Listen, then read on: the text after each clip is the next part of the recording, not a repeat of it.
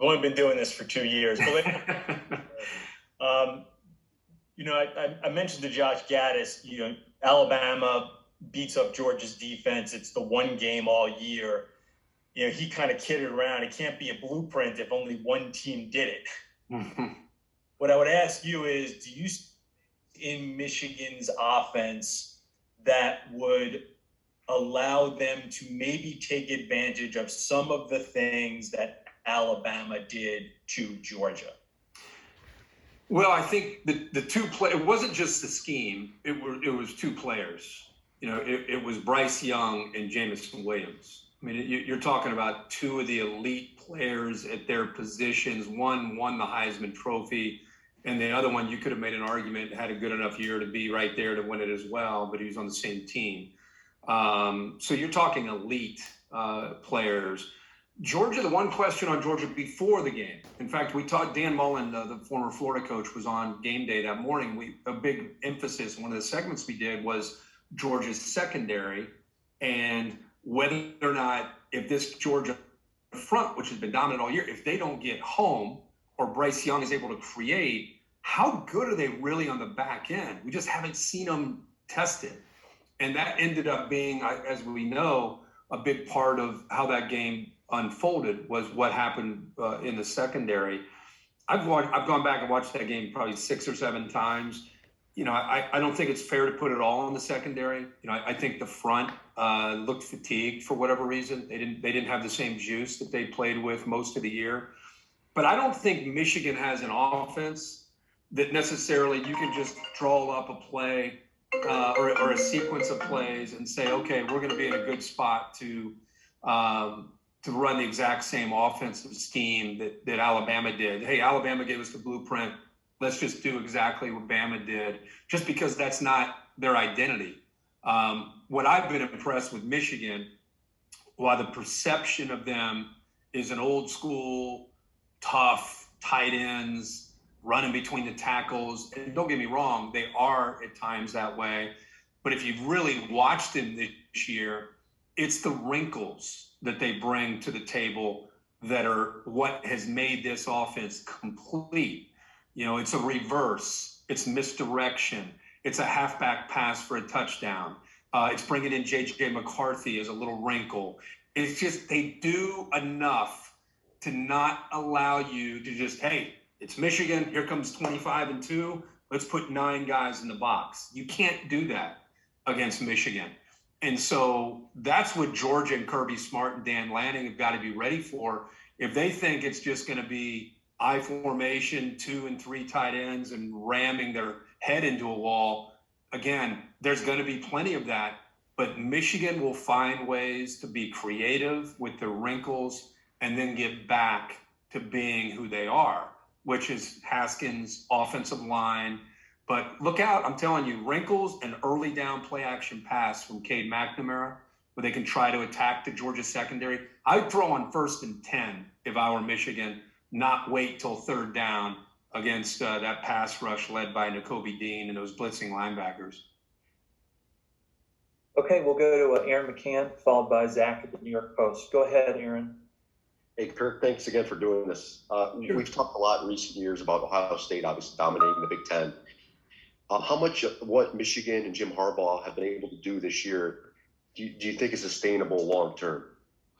I mean, to beat Ohio State every year, I mean, that's a year-to-year thing. But I think their program, if you go back to look at 16, they were right there. It came down to that stop, depending on who you were a fan of. He was either short or he got it. But, they were that close to winning that game. So, I think the perception, because there just haven't been wins against Ohio State, the perception, even from some of their own fans. I travel around the country, and before they had this year, there are Michigan fans that were frustrated. I go back to August. I remember talking with some of you on a call, Angelique most notably. It was like, why is this year going to be any different? And what's going to allow Michigan to kind of take that next step? Well, I think the changes he made to his staff had a lot to do with it. And I think the energy from this team, if you've watched them, that's the thing that I've been so impressed with. And that's not something you can necessarily coach. Like Aiden Hutchison and that dude's focus and drive and leadership, and not just him, but the energy that they played with and the belief that they played with when many people were doubting them in September. I think that drove them all year. And that when they beat Penn State in the fashion in which they had to do it, I think it put them in a spot where they were like, you know what, this is happening. We're going to get Ohio State at home, and we're going to climb the mountain. So this was a special year in 2021. How that impacts 22 and 23 and beyond, I mean, we'll have to wait and see. But there's a pretty good nucleus of players on this football team that's coming back, and I like how he builds his team. I like how he develops his players. So I don't know if they're going to beat Ohio State every year, but I see no reason for this program to not be, a consistent, competitive program every single year in the Big Ten. All right, we'll go to Zach at the New York Post, followed by Susan Miller-Degnan at the Miami Herald. Go ahead, Zach. What's up, Kurt? How are you? Good. How you doing? Good. Kind of wanted to switch a little bit, kind of when you look at the big picture of, having a non-Power 5, in the playoff. How significant do you think is that? I know Cincinnati is going to be joining the Big 12, but how significant is that? And how important do you think the result of the game, not necessarily that they have to win, but that they at least give you a representative effort? I think it's great. I think, we've had going all the way back to Boise State and at the BCS and going back to TCU. And I think Utah one year, they were up there and felt that they had a team that should have been in. There's always been these kind of discussions for a long time. And then, of course, with UCF, when they had some great teams, it's like they just needed an opportunity, I'm sure is how they feel. And now Cincinnati, I think a lot of that's kind of that work equity that some of these other teams did put Cincinnati in a position and competing against Georgia, by the way, in the Peach Bowl last year, and then winning all their games this year, put Cincinnati in a spot where now here they go, and I think you're right. I'm not necessarily doing it. I'm not saying Cincinnati's carrying the flag for the group of five. But you know how the world works. That will be the perception. If they lay an egg and they get blown out, there will be many that will say, see, I told you all along. Right. My colleague, Lee Corso, he doesn't think Cincinnati should be even in the discussion, like anybody from the group of five. He's like, you guys go over there at the little kids table, leave us alone. I mean, if he were on here right now, he would just tell you that. I don't think that. I think that, if there's a team that makes a run and has a great year, then let's put them in and see how they do. But I do think you're right. People will jump to conclusions. I think they're going to compete in the game. I don't see them getting blown out. I think they match up fairly well. It's tough to match up with Alabama, as we all know, but I think their corners give them a chance defensively. They got a defensive line that's undersized but quick. They're a veteran team, so I don't think they'll be in awe of looking over and seeing Alabama. And then Desmond Ritter's going to have to make some plays. But yeah, I think what you're saying is fair. There definitely will be a lot of people that will be watching to see how Cincinnati does, and they'll try to kind of take the low-hanging fruit. Whether they are competitive or they win the game, then it's going to be like, I told you, they should have been in it all along. Or if they get blown out, it's going to be, I told you, they should have never been here to begin with. So you're going to get that kind of reaction. That's the world we live in. I personally will not. To me, it's a case-by-case situation. But I do think they have a shot to be competitive. And I think the Georgia game gives them some confidence, coming into this game, because they outplayed Georgia for really about 58 minutes of that game and lost on a last-second field goal. Okay, next up is Susan in Miami, followed by Angelique. Go ahead, Susan. Hey, thank you. Thanks, Kirk. Sure. My first question is going to kind of be my follow. I just wanted to know your thoughts on what's going on with COVID and all these teams pulling out of bowls, including Miami in the Sun Bowl. And my other question is just, in Mario Cristobal's introductory presser, he mentioned lightheartedly, but he was serious too, that he had to thank you for prompting changes in Miami. Do you feel like your commentary on game day contributed to significant changes, and is Miami in a better place than a month ago? I don't ever like to take credit for anything. I just tell you, I had a lot of conversations after I made those comments, and they were heartfelt. I didn't have an axe to grind. I like Miami. I grew up in the 80s when Miami was Miami, and got close to their program in 01, 02, 03, and did a lot of their Thursday night games and game day, and got to know the personality and really a different way of respecting it. And so I've always had a kind of a spot for their program. And I'm just, what I said, whatever I said, I can't remember specifically what I said, came from my heart, because I want to see them have a chance to be competitive.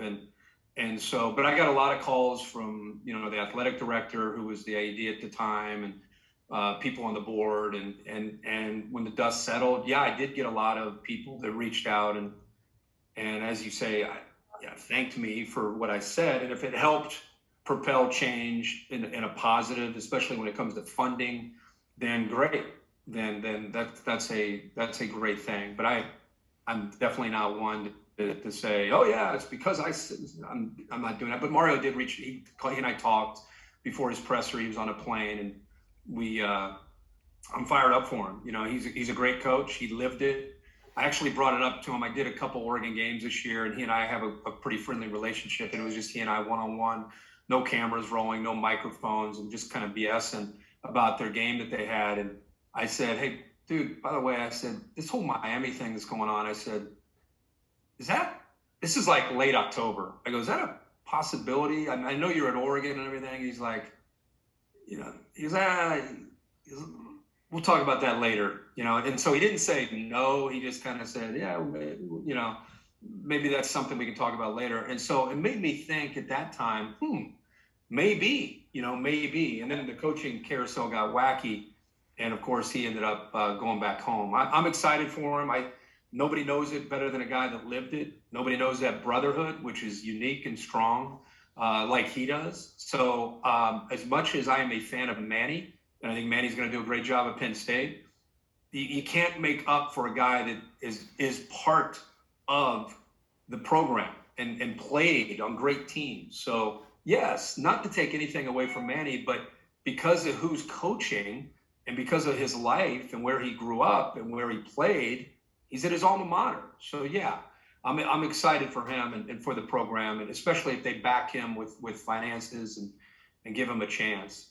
Your other question, as far as COVID and everything going on, like everybody else always says, I don't really follow politics. It seems like every time you say COVID, it's like everyone gets scared. Whatever I'm saying is only my own personal feelings. I tested positive almost a year ago to the day, and I still can't smell or taste like I did before. Still, I'm at a 6, maybe 7 out of 10 on taste and smell. That's a year later. So it's not that I don't appreciate it. I've had friends that become really, really ill from this. But I'm a guy that if they say get a vaccine, where do I go? Where's the line? Okay, over here, boom, I'm getting the vaccine. I need my second one, boom, I'm getting booster. Sounds good. Let's get whatever it takes to get back to living our lives. I personally sign up for, just me, not because I'm into politics. That's just my choice that I've made. And after having it and dealing with this for 12 months, I'll do whatever they ask.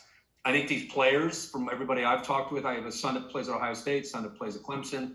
I'm not sitting up at night thinking, oh my gosh, I'm worried about my kids. They're all vaccinated. And so I guess I could worry about them getting hit by a car. I could worry about a lot of things, but I choose not to. And so they've done everything they need to do to protect themselves, and we move on. That's kind of my take on it. Hate to see all these games canceled. I'm hoping no more games will be. Hopefully we'll get these bowl games going. They seem to really crank up on the 28th, starting tomorrow, and hopefully we'll be good with the semifinal games and the national championship. And I hope that the protocols that were set up during the 2020 season will be updated before we get ready for the 2022 season. Thank you. Right. Let's go to Angelique, followed by Connor Riley at Dog Nation. Go ahead, Angelique. This is just anybody. I wanted to ask you about Cade McNamara and JJ. And speaking to you as a quarterback, a guy who played the position, how challenging is that dynamic if you're the starting quarterback when you've got a guy like JJ right behind and doing really fine things when he comes in? Well, I think, Angelique, on top of that, he came in as like, when was the last time they recruited a quarterback with this much hype as JJ McCarthy? I can't recall. I mean, Shea Patterson had some hype, but he was transferring over from Ole Miss. Talking about a high school recruit. I mean, maybe Chad Henne, maybe going back to him. I mean, I know Denard Robinson came in with some hype, but there was talk about him maybe playing other positions, and eventually he was the guy at quarterback. But I can't remember Michigan having this kind of expectations. And every time he would come in games in September, the student body and the fans were like, oh, here he is, our savior. So I think you have to add that on top of where we are at this point. Man, Cade McNamara, to me, I just tip my cap to the guy. There are probably not a lot of people on this call who don't follow the Big Ten or Michigan that know anything about Cade McNamara. They're probably not really, when you watch Michigan, you see Aiden Hutchinson, you see that defense, you see Hassan Haskins, you see Blake Corum, you see that offensive line. Nobody nationally talks about the job that Cade McNamara has done, the leadership that he's displayed. And I think part of that leadership is when things are going in that second or third series and you look over and here comes 9 jogging onto the field, and to not be like, because you're a competitor, right? Not to be like, what the hell is going on around here? But instead to be like over there, first guy cheering for him when he does well, says a lot to me about his wiring. I'm probably more impressed with how he's handled that than the way he's played this year, because that is a big ask from a starting quarterback who still at the time was trying to establish himself as the guy. It wasn't like this is a 2 or 3 year starter. He was still trying to say, hey, I'm the guy, not this rookie. And here comes this rookie in to take some valuable reps away from him. And so, yeah, it's a thing that I'm going to talk about quite a bit on the broadcast, a thing that I really respect and admire. And I think he's had an incredible year for that Michigan offense this year. And not just making plays, like I said, providing outstanding leadership and belief that they can win games. All right, next up is Connor Riley, followed by Dave Jones at Penn Live. Go ahead, Connor. Hey, Kirk, hope you're doing well. Wanted to ask you, how should this Georgia offense go about attacking this Michigan defense? And then, obviously, the quarterback position at Georgia, it's always sort of a question mark under Kirby Smart as far as are they getting the most out of it? How does Georgia, and I guess Kirby as well, sort of go about dispelling that narrative that they are getting the most and the best out of their quarterback situation? Yeah, that's tough. I mean, we just talked about Cade McNamara. Stetson Bennett's another guy that I remember when he came in from Mathis, and I didn't know who he was. I didn't follow his story at that point, and he came in, and I respectfully, I mean, he looked like just a little guy coming out there, and I think people have doubted him his whole time he's been there, and I think it's provided this chip that we now have learned to love about his game. And even with everything he's done, there's still people within the, your own people that cover the team and especially the fans that are like, where's JT Daniels? First, for example, in the Michigan game, if he throws a pick, you can just feel the energy like, when's JT Daniels going to be in there? What the hell are they doing kind of thing?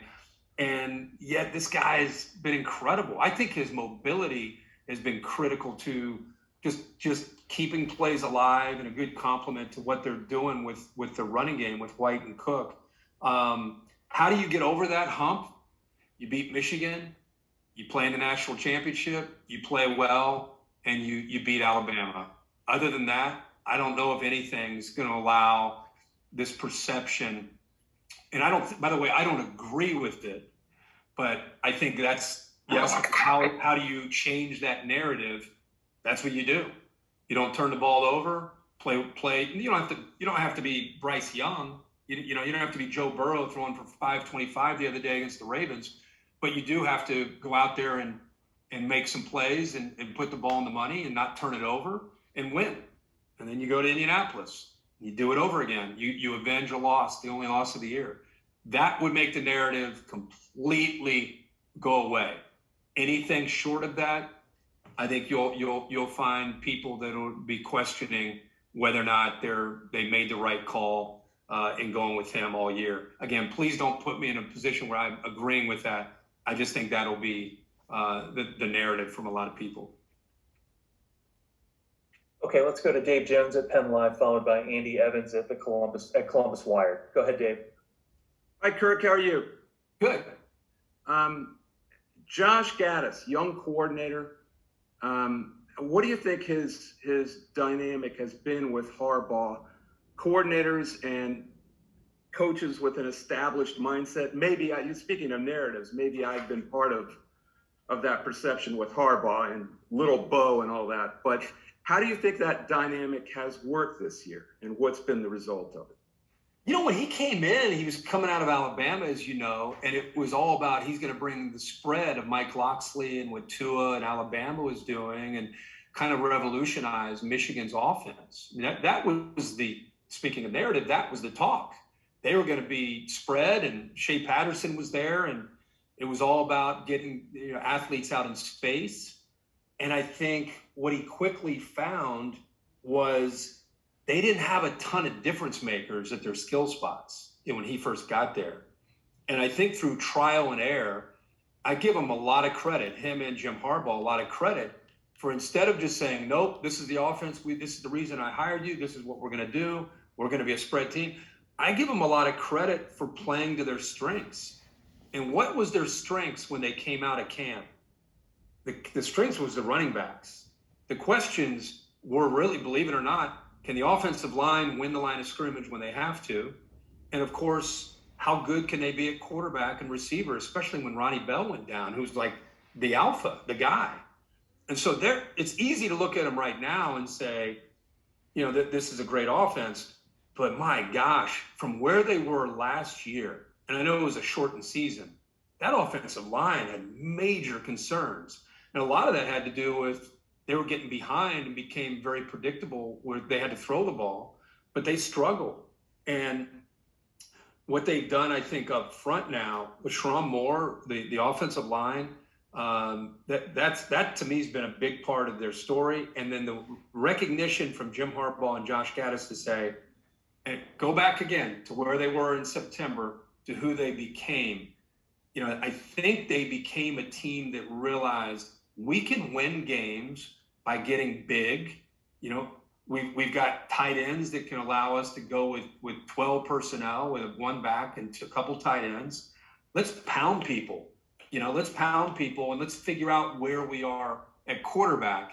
And so they kind of came full circle back to Jim Harbaugh's roots, which is, being an old school, Big Ten style of offense with some wrinkles sprinkled in, from time to time.